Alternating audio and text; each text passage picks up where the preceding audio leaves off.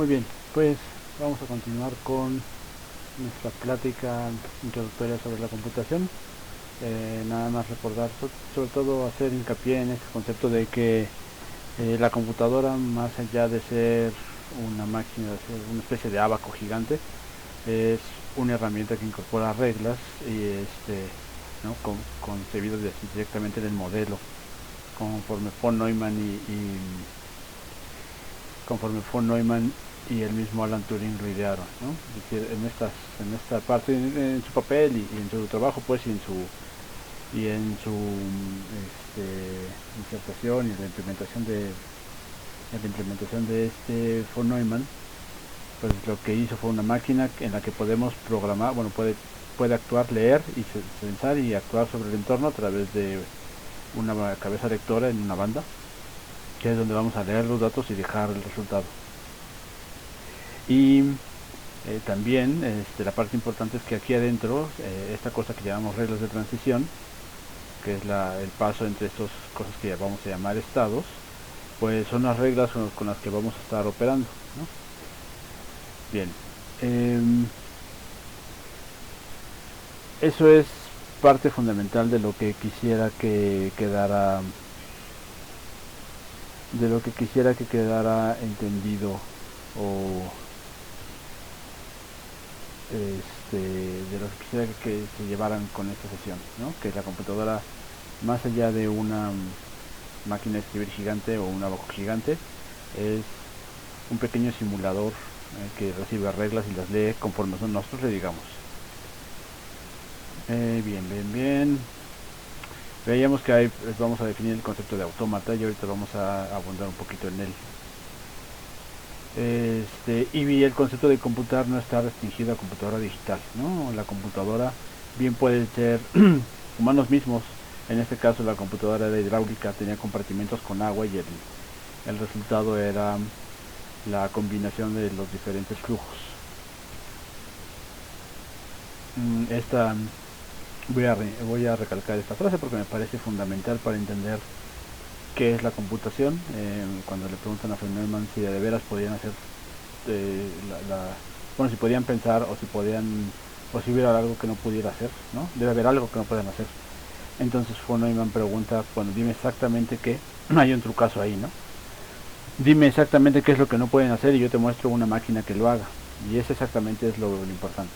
Si tú tienes definido exactamente qué quieres hacer, entonces vas a poder, pues, hacer los pasos que te lleven a realizarlo, ¿no? Bien, entonces nos habíamos quedado en esta parte. Algo que quisiera, que siempre hago hincapié, es en el hecho de que los libros de teoría de la computación, dado que esto no es una clase de eso, simplemente es un mero resumen y una introducción, no, ni siquiera resumen, es realmente una introducción a este concepto de la teoría de la computación. Pues habla de dos cosas. Si agarran cualquier libro van a ver que una parte es la parte de autómatas y la otra de lenguajes. Hay una relación muy cercana en estos dos paradigmas y bueno, ahorita lo vamos a especificar, ¿no? Pero quédense con la idea que hay una relación intrincada en la mera definición de computación que involucra lenguajes y autómatas. Bien, por lenguaje, ¿qué nos vamos a referir? Bueno, hay un concepto que se llama el alfabeto. Ya lo tenemos un poco interpretado implícitamente, ¿no? El alfabeto van a ser el conjunto de símbolos con el que estamos trabajando. El conjunto de símbolos que vieron en la banda anterior, en el ejemplo anterior, pues era el 0 y el 1. En algunos ejemplos en computación son la y la B. Si quisiéramos tomar el ejemplo que vamos a estar trabajando nosotros, pues nuestro alfabeto es A, C, G y T, por ejemplo, o 21 letritas de aminoácidos, ¿no? Ese es el concepto de alfabeto, los símbolos que componen o con los que estamos trabajando. Ahora, la parte interesante es entender qué significa una cadena. Una cadena, también lo digo un poco rápido porque todo el mundo ya tiene alguna idea de haber trabajado con computadoras y por lo tanto tiene una idea de qué es una cadena, incluso que es un algoritmo, ¿no? Una cadena no es otra cosa que una asociación de estos símbolos. En este caso, por ejemplo, aquí hay cadenas de puros unos. Aquí hay una cadena, aquí lo que estamos diciendo es que hay cadenas con dos símbolos, el y 1. Aquí hay una cadena de ceros y unos. Una cadena simplemente es la concatenación, el apilamiento, ¿no? de estos símbolos que conforman el alfabeto. Pueden ser de diferentes tamaños. Y precisamente un lenguaje pues lo vamos a entender como un conjunto de cadenas de diferentes tamaños, todas las que se puedan construir, ¿no? Ahora, ¿por qué me parece importante resaltar esta relación entre autómatas y lenguajes? Bueno, los autómatas van a ser estas maquinitas que transitan entre estados dependiendo de lo que se lea, ¿no? Si leo un 0 me muevo al estado Q1, si leo un 1 me muevo al estado Q2. Es decir, es una herramienta para reconocer una entrada.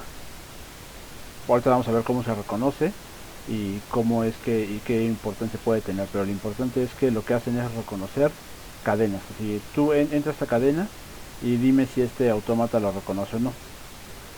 Es decir, lo que vamos a estar haciendo es como seleccionar las cadenas de algún alfabeto específico, ¿no? Es decir, si pertenece a un tipo de alfabeto o no, a un tipo de, sí, a un lenguaje o no, a través del diseño del autómata. Y el lenguaje lo que hace es generar esas cadenas, entonces vamos a tener reglas para producir cadenas y herramientas para reconocerlos, ¿ok? Entonces,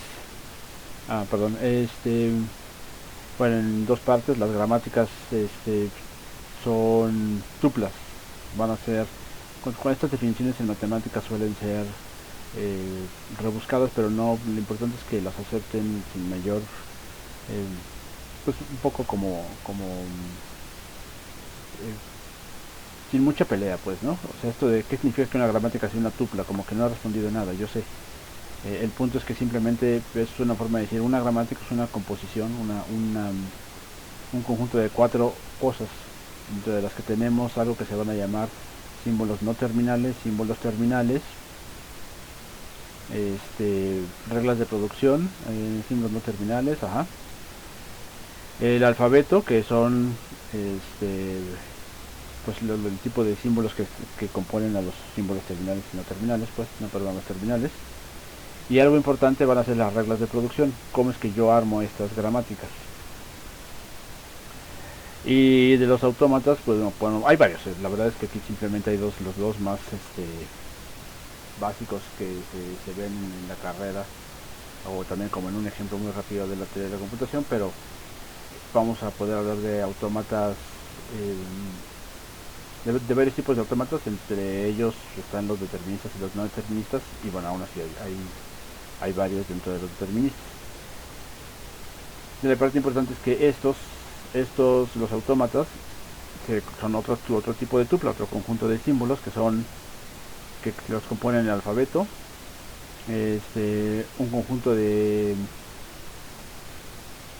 un conjunto de estados, o sea, los estados que definen mi problema. Un estado inicial, la verdad es que esto, bueno, aquí está simplificado, usualmente decimos que se exhibe como solo un estado de la inicial, pero puede que haya más de uno, ¿no? Pero por simpleza pues vamos a asumir que todo empieza en un solo estado y ya. Cómo transito entre los estados y la parte interesante es el conjunto de estados de aceptación. Esto es un subconjunto para los cuales si la cadena se acaba y yo termino en uno de estos estados, Q3, Q5 y Q7 son los estados finales. Si mi cadena, cuando yo la estoy leyendo, ya no tiene símbolos y acaba en uno de estos, entonces digo que mi autómata acepta esa cadena. Si mi cadena se acaba y no acepto y no termino en un estado de estos, entonces digo que no acepto esta cadena. Eso es todo, ¿no? Ahorita vamos a hacer el ejemplo. Aquí lo importante es la diferencia entre estos dos estados. Bueno, la notación usualmente con estos diagramas a varias notaciones. Las dibujadas, las gráficas suelen ser, creo que, más fáciles de entender. Y aquí están viendo pues la notación que vamos a estar siguiendo, ¿no? Bueno, este tipo de autómatas lo llamamos no determinista porque si se fijan hay desde un estado puedo leer un símbolo y pasar a dos posibles estados distintos. Entonces no es lo que usualmente vamos a hacer, pero existen, ¿no? Y estos otros autómatas, si se fijan, para cada estado leo un tipo de símbolo y determino qué hacer. Es decir, en el símbolo inicial viene de la nada, ¿no? Es una flechita que indica que viene de la nada y indica de dónde empiezo.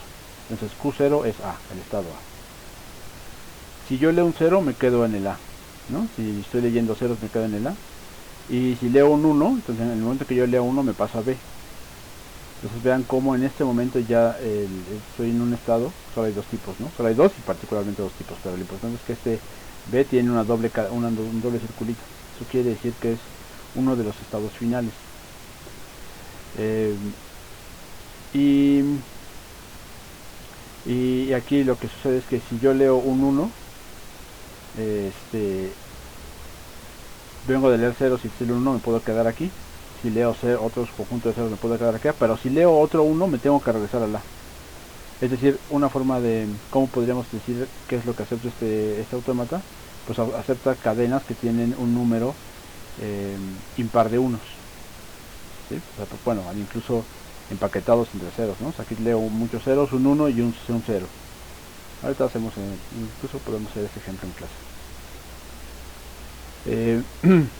Van a ver esta taxonomía si le buscan, van a ver esta taxonomía, sobre todo los compañeros que no hayan pasado por esta clase de computación, de teoría de la computación, pues van a ver que típicamente nos referimos a estos. Les digo, puede haber bastantes más, o algunos más, pero lo importante es que estos son los con los que se revisan problemas básicos dentro de la computación. Bueno, aquí vamos a revisar un autómata. ¿Qué es lo que usualmente se van a encontrar? Se van a encontrar con problemas de este tipo: construir un autómata que reconozca las cadenas que terminan con 1. A ver, entonces, ¿cómo sería eso?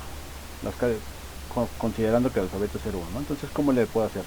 ¿Qué tipo de ejemplos tengo yo dentro de las cadenas que acaban con 1?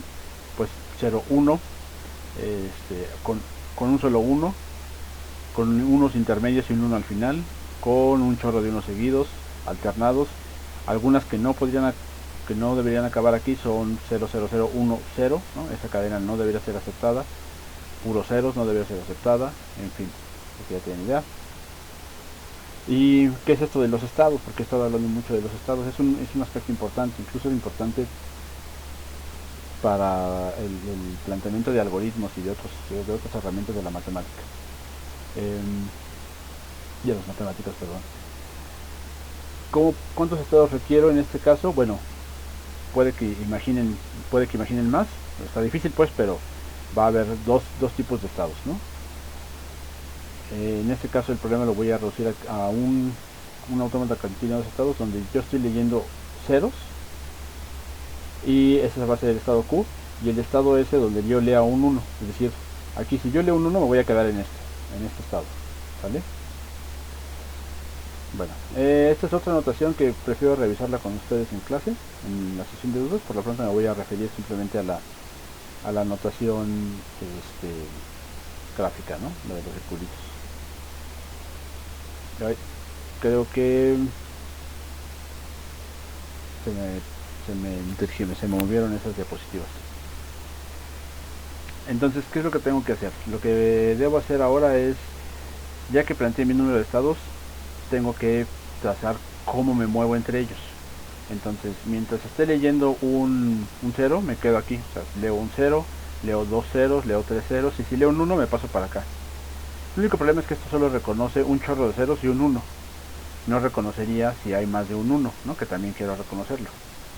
Entonces, si leo un 1, si leo más de un 1, si la cadena tuviera más de 1, pues tendré que hacer esto.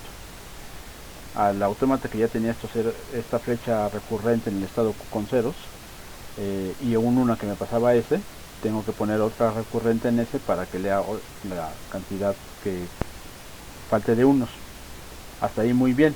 Pero ¿qué pasa con este ejemplo? 0, me quedo aquí en Q, 1, va este primer 1, otro 1 que es este que está aquí, otro 1 que es este otro, y después ¿qué hago?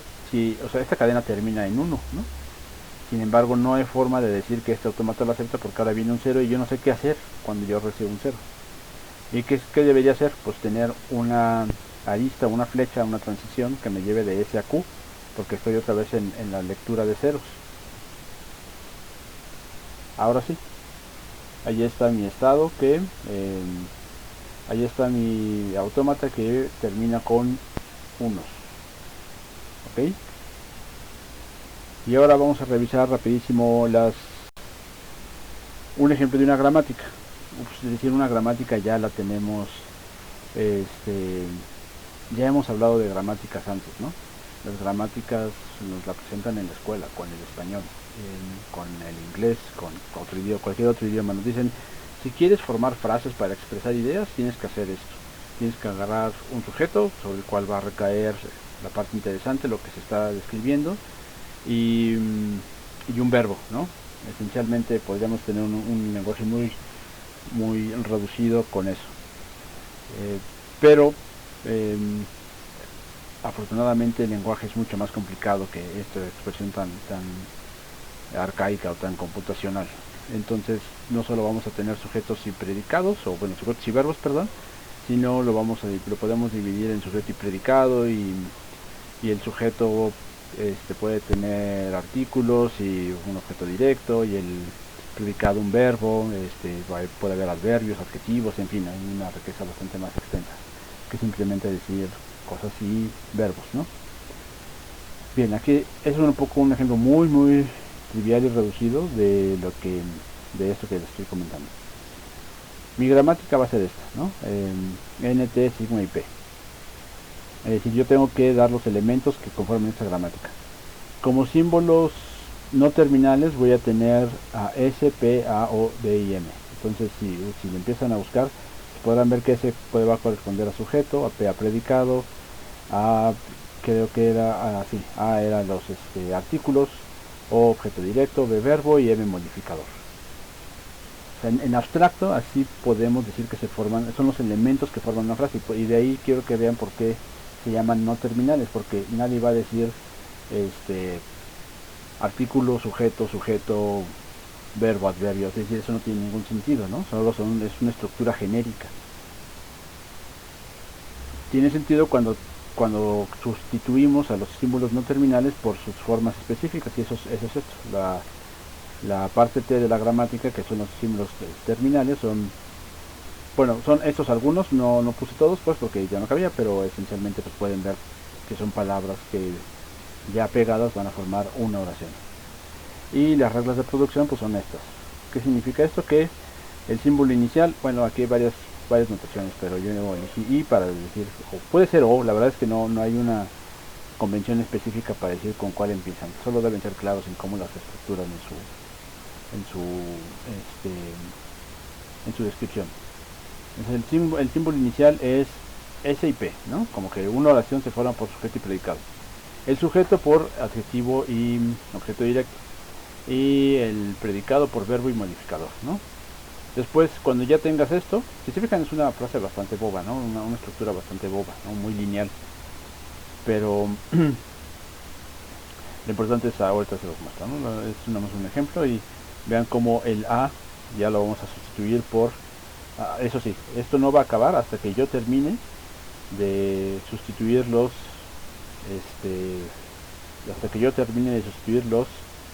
símbolos no terminales. No debo tener símbolos no terminales en mi frase, no puede haber, pues, ¿no?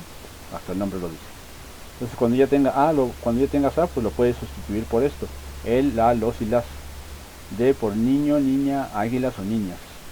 Y B por corren, vuelan, juegan, leen. Aquí también tomen en cuenta que con el afán del ejemplo ya están conjugados los verbos, y como que cómo sabrían que se pone así correr en vez de correr por corren, ¿no? Es decir, ya lo puse para que formemos frases. M es mucho, alto y rápido. Entonces vean algunos ejemplos que se pueden formar. El niño corre rápido, los niños juegan mucho y las águilas vuelan alto. También podríamos formar las niñas vuelan alto, es decir, sería un Sería una formación válida si yo agarrara aquí en D, en vez de poner águilas, pusiera niñas. Niñas, acá está. Las niñas vuelan alto. No hay nada que me lo impida realmente, ¿no? La semántica ya va a estar dada por el uso. Eso es otra cosa que escapa a la producción de reglas. Lleva a la producción de cadenas. Pero por lo pronto vean que sería válido que yo tuviera las niñas vuelan alto. Y otra cosa importante es algo que no puedo formar. O sea, más allá de que aquí podría hacer frases combinando los símbolos terminales, algo que yo no puedo formar es los niños juegan mucho o vuelan alto. Es decir, la forma en que yo acomodé mi gramática pues, impide a que no está contemplado que el verbo vaya al inicio, aunque en el español sí, ¿no? Bueno,